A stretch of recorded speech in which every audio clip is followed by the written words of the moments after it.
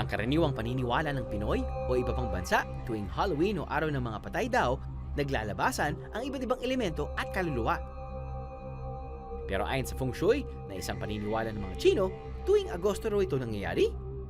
Sa buwan daw na to, may mga pinakakawalang espiritu na malayang nakagagala at naghahatid ng bad luck dito sa Earth. At ito ang mga tinatawag nilang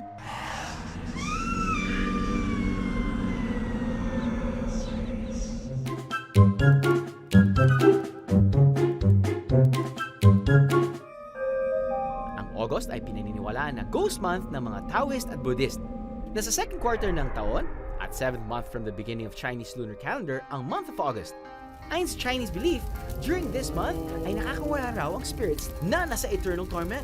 At ang spirits daw nito ay mga kaluluwang isinumpa at nakalimutan na. Tinatawag din nila itong hungry ghosts dahil they're hungry and thirsty for souls. Kaya sa Earth o Spirit World daw sila naghahanap ng mabibiktima. Dito sila nagsispread ng bad luck gaya ng mga aksidente, krimen at maging pagkalugi sa negosyo. 9 years ago raw nang magsimulang magparamdam kay Emilu ang presensya ng pinaniniwalaan niyang hungry ghost.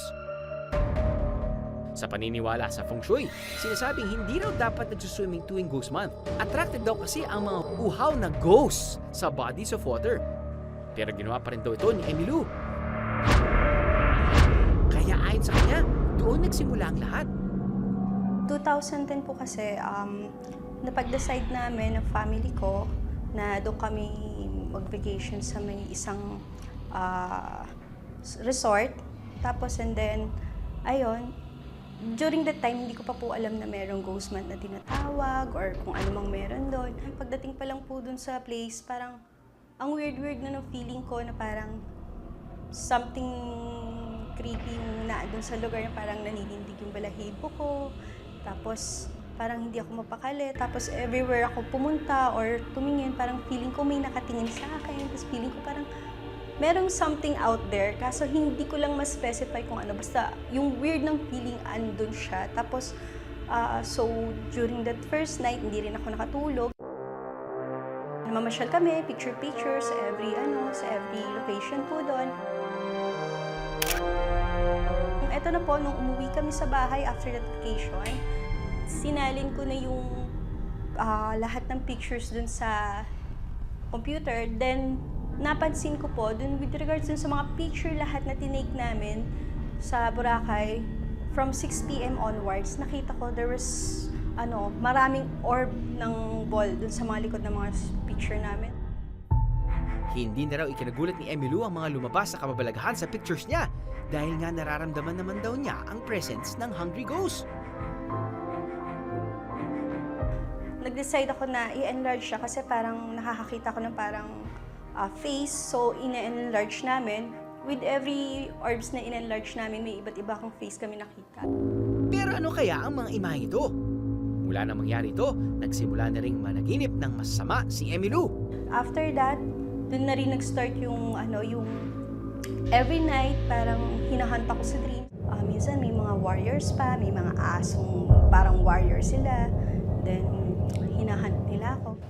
That same year, tumama ang Typhoon Haiyan o Bagyong Yolanda sa Pilipinas at hinugupit nito ang ilang mga probinsya kasama ng Tacloban, Leyte. Di umano, napanaginipan daw niya ito 3 days before it happened.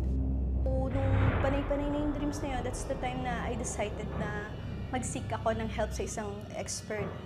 So, from that time na naka-search ako, nakilala ko siya, that's when I realized na may ghost month pala na tinatawag. And that during that time na nag-trip kami, yun pala ay pasok sa ghost month. So, sinabi sa akin na yung orbs na yun are energy spirits ball down na contained yung mga spirits. So,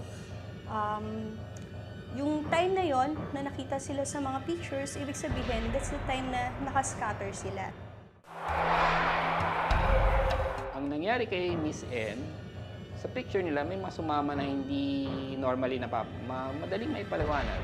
Kapag may water element, naglilibang ka, masaya ka, at hindi pa tapos, may mga latak pa, matindi yung latak ng mga negative, hindi malayo yan, meron kang mga uninvited guests. Balikan ulit natin ang mga pinakitang pictures ni Emmylou.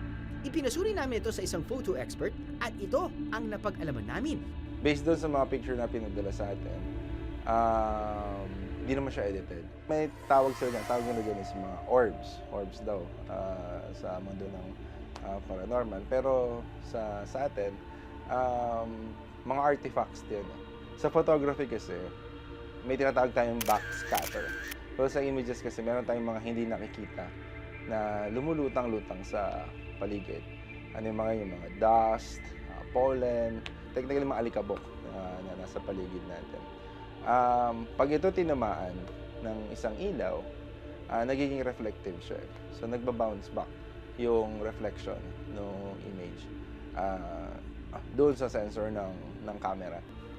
Kung ito ay isang dust, bakit siya bilog? Well, ganun kasi ang trabaho ng ating mga lenses. Kung ano yung nasa loob. Well, bilog kasi yung shot, ang bilog kasi yung opening natin dyan sa camera. At pag ito yung nagbe-blur, kasi blur, hindi yung distance na hindi tama eh. So pag nagbe-blur siya, nagpo-form siya na bilog. The question now is, why do Filipinos believe in hungry ghosts, Ghost Month, and Feng Shui? Dahil wala pa noong 19th century kung kailan nagsimula ang barter exchange o pakikipagkalakalan between Philippines and China, nagsimula rin ang cultural exchanges. Since then, unti-unti nang umusbong ang Chinese community sa Pilipinas at mas lalo pang lumalawak ngayon. Kung kaya hindi maiwasang ma-influence tayo ng ilan sa kanilang paniniwala. Hindi namin ipapaalala na wala pang scientific basis ang mga ganitong belief. Pero sigurado, if we spread good things din ang babalik sa atin. Good luck mga kaha!